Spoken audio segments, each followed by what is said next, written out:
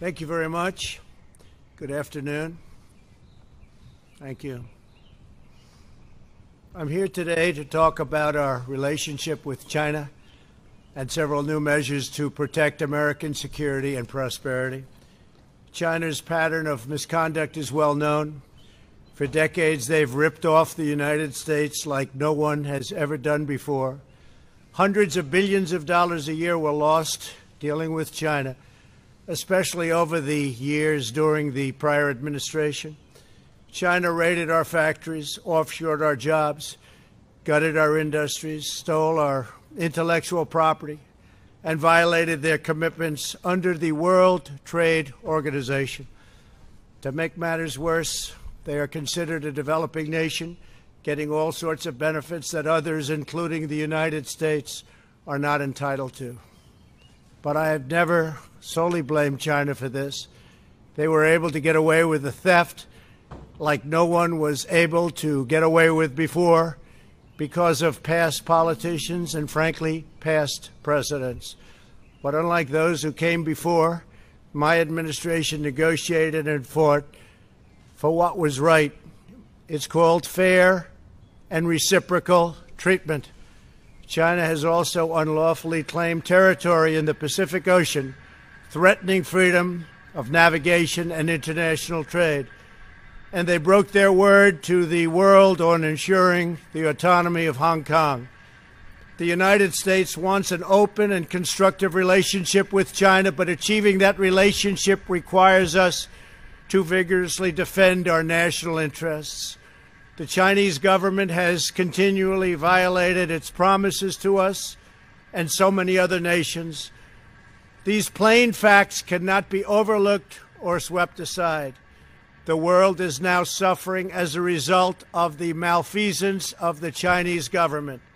China's cover-up of the Wuhan virus allowed the disease to spread all over the world, instigating a global pandemic that has cost more than 100,000 American lives and over 1 million lives worldwide. Chinese officials ignored their reporting obligations to the World Health Organization and pressured the World Health Organization to mislead the world when the virus was first discovered by Chinese authorities. Countless lives have been taken and profound economic hardship has been inflicted all around the globe. They strongly recommended against me doing the early ban from China, but I did it anyway and was proven to be 100% correct. China has total control over the World Health Organization, despite only paying $40 million per year compared to what the United States has been paying, which is approximately $450 million a year. We have detailed the reforms that it must make and engage with them directly, but they have refused to act. Because they have failed to make the requested and greatly needed reforms, we will be today terminating our relationship with the World Health Organization and redirecting those funds to other worldwide and deserving urgent global public health needs. The world needs answers from China on the virus. We must have transparency. Why is it that China shut off infected people from Wuhan to all other parts of China? It went nowhere else. It didn't go to Beijing. It went nowhere else. But they allowed them to freely travel throughout the world, including Europe and the United States. The death and destruction caused by this is incalculable. We must have answers, not only for us, but for the rest of the world. This pandemic has underscored the crucial importance of building up America's economic independence, reshoring our critical supply chains, and protecting America's scientific and technological advances.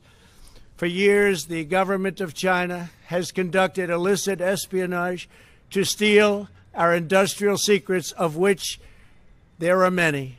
Today, I will issue a proclamation to better secure our nation's vital university research and to suspend the entry of certain foreign nationals from China who we have identified as potential security risks.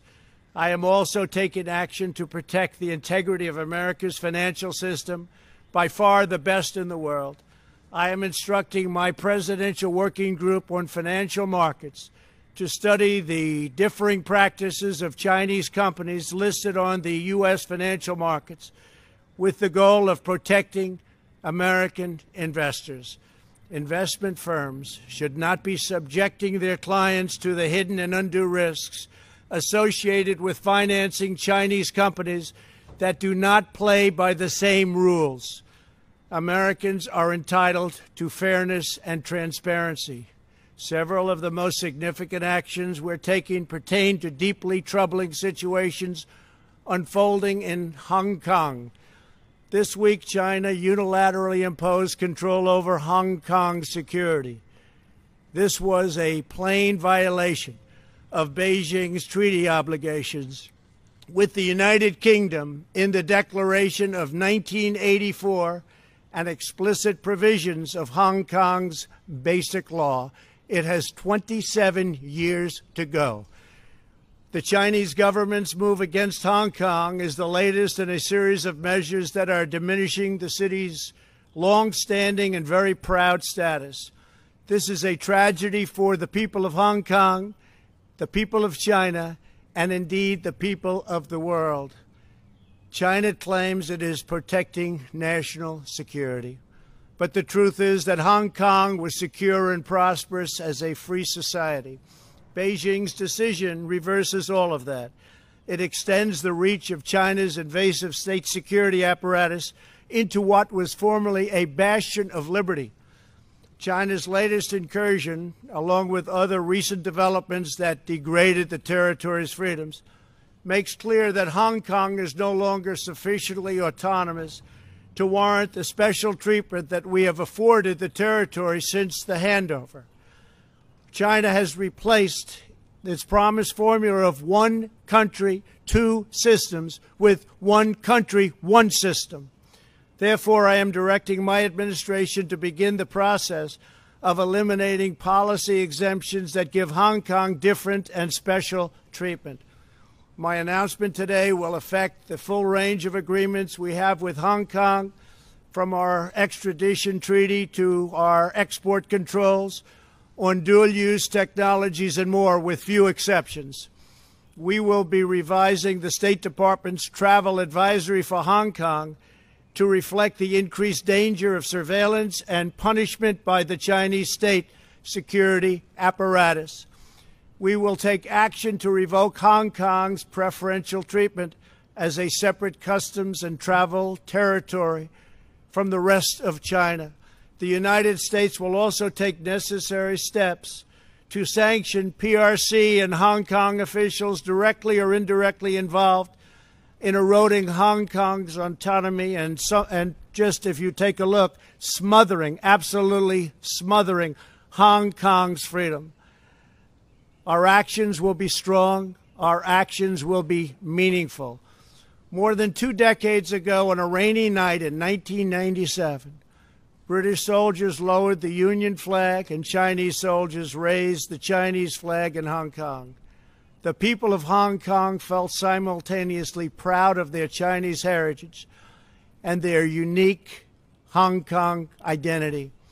The people of Hong Kong hoped that in the years and decades to come, China would increasingly come to resemble its most radiant and dynamic city.